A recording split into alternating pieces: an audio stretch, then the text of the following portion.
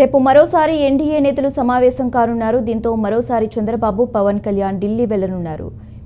BJLP సమావేశం తర్వాత NDA మిత్రపక్షాలు భేటీ కానున్నాయి. భేటీ తర్వాత రాష్ట్రపతిని కలవనున్నారు. ప్రభుత్వ ఏర్పాటుకు ఆహ్వానించాలని కోరనున్నారు. ఈ నెల 9న ప్రధానిగా మోదీ ప్రమాణ స్వీకారం చేసే అవకాశం ఉంది. ఇదిలా ఉంటే ఈ నెల 12న చంద్రబాబు ప్రమాణ స్వీకారం చేసే యోచనలో ఉన్నట్లు సమాచారం.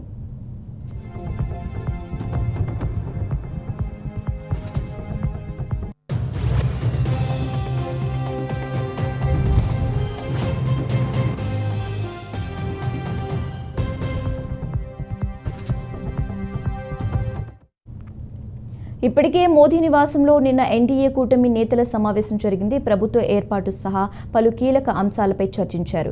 ఎన్డీఏ కూటమి పార్టీలో టీడీపీ అధినేత చంద్రబాబు, జేడీయూ అధినేత నితీష్ కుమార్ కీలకం కానున్నారు. ఈ రెండు పార్టీలు ఎన్డీఏ కూటమిలో బీజేపీ తర్వాత అతిపెద్ద పార్టీలుగా అవతరించాయి.